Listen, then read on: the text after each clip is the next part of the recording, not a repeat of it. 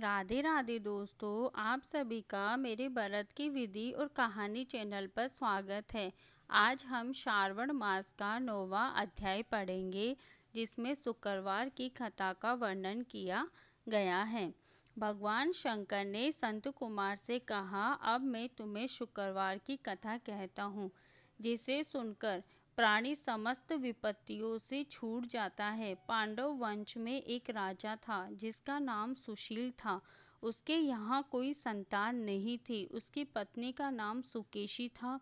पुत्र न होने के कारण वे उदास रहने लगी। रानी स्त्री स्वभाव के कारण हर महीने कपड़ों को अपने पेट पर बांधकर पेट की वृद्धि करती रही। इस प्रकार साहस के कारण स्व प्रसूति के अनुसार सुकेशी किसी गर्भवती स्त्री को खोजती रही। संयोगवश उसने गर्भवती पुरोहित को की पत्नी को देखा। कपटी रानी ने प्रसव के समय में दाई का कार्य करने वाली अन्य किसी स्त्री को इस काम के लिए नियुक्त किया। उस दाई को एकांत में बहुत सा धन दिया और अपने गर्भ के अनुकरण की सब बातें कह सुनाई।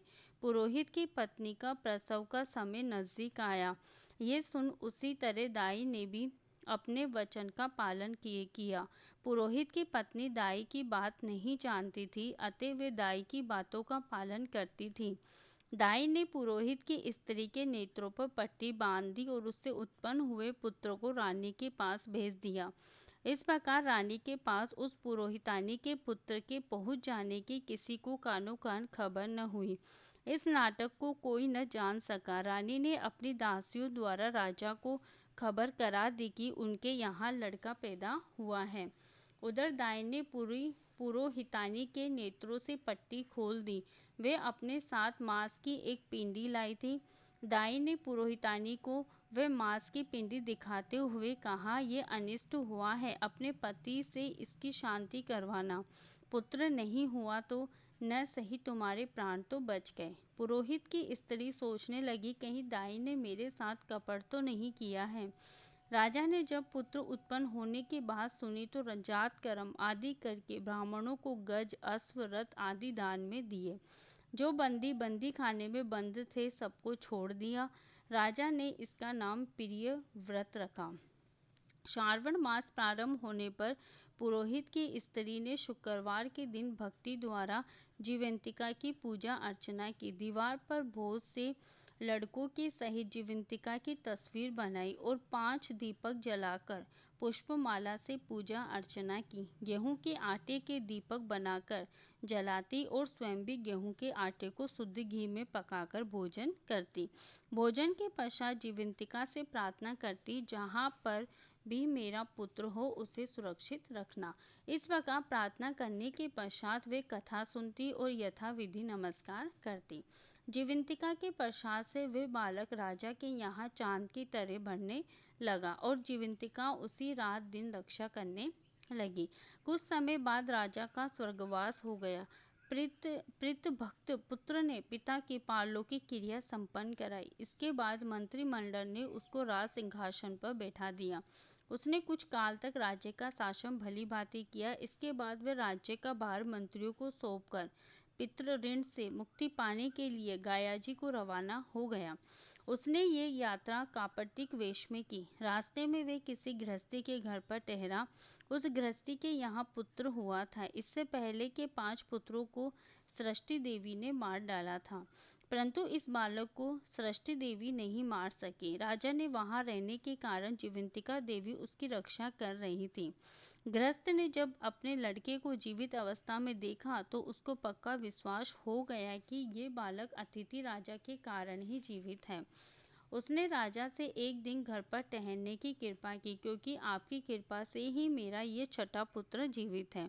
गृहस्थ के प्रार्थना पर राजा एक दिन के लिए उनके यहाँ रुक गया। फिर वे गायाजी चला गया।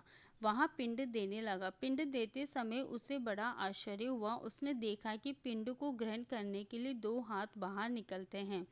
एक विद्वान ब्राह्मण ने उनसे पूछा, ये सब क्या मामला है?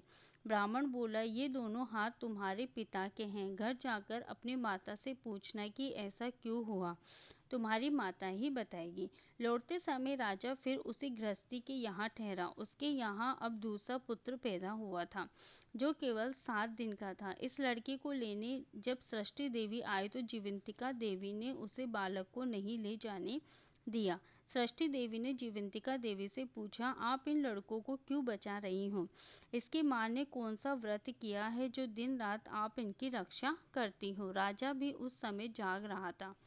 वे दोनों देवियों की बात सुन रहा था। वे नींद का बहाना करके पड़ा रहा। जीवंतिका बोली, इनके यहाँ जो अतिथि ठहरा है उसकी माँ श्रावण के महीने में शुक्रवार के दिन मेरा पूजन तथा व्रत नियमानुसार करती है।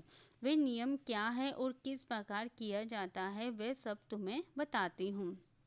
इससे राजा माँ उस दिन हरे रंग के वस्त्र और हरे रंग की चूड़ियाँ नहीं पहनती, चावल के धोवन यानी मांड को कभी नहीं लांघती, हरे पत्तों के मंडप के नीचे नहीं जाती, हरे रंग की साग सब्जी नहीं खाती। ये सब कुछ वह मेरे लिए ही करती है, इसलिए मैं उसकी तथा उसके पुत्र की रक्षा करती हूँ। सृष्टि देवी और जीवंतिका देवी का वार्तालाप सुनकर राजा सुबह उठकर अपने राज्य में आया। राजा ने अपनी माता से पूछा, है माता, आप जीवंतिका का व्रत करती हैं तो उसकी विधि क्या है? राजा की माता ने उत्तर दिया, मैं जीवंतिका का व्रत नहीं करती, इसलिए मुझे उसकी विधि का ज्ञान नहीं है। ये सुनकर राजा को बड़ा आश्चर्य हुआ और सोचने लगा कि मेरी माता कौन है।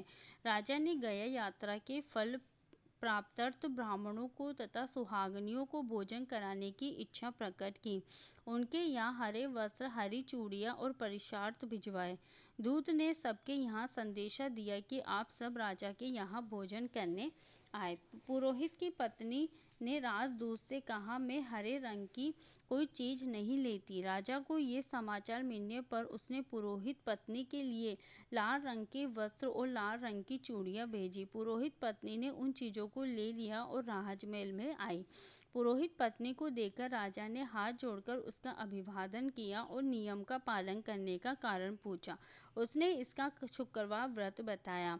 राजा को देखकर उसी समय उसके स्तनों से मातृ प्रेम के भाव के कारण दूध निकलने लगा। उस दुग्ध से राजा भली भांति सिंचित हो गया। गया में 2 हाथ निकलने से तथा रास्ते में गृहस्थी के यहाँ देवी से बातचीत और स्तनों से दूध निकलने से राजा को पक्का विश्वास हो गया कि यही उसकी माता है। राजा ने पूछा, है माते, भय मत करो और मुझे मेरे जन्म का सही सही हाल बताओ। सुकेशनी ने उनके जन्म के सब तथ्य बता दिए। राजा ने प्रसन्न होकर अपना जन्म देने वाली माता पिता को नमस्कार किया और उनको संपत्ति देकर उनका मान बढ़ाया। एक दिन राजा ने जीवंतिका से प्रार्थना की, हे देवी, मेरे जन्मदाता पिता तो मौजूद है, फिर गया में पानी से 2 हाथ किसके निकले थे? देवी ने राजा के ख्वाब में ही उत्तर दिया, हे राजन, मैंने तुम्हें विश्वास दिलाने हेतु ऐसी माया रची थी, इसमें तुम कोई संदेह ना करो। भगवान शंकर बोले, हे संत कुमार, मैंने तुम्हें शुक्रवार के व्रत करने का महामात्य कह सुनाया। इस व्रत को श्रावण के मास में करने से मनुष्य की समस्त इच्छाएं पूर्ण हो जाती हैं। बोलो शिवजी भगवान की जय।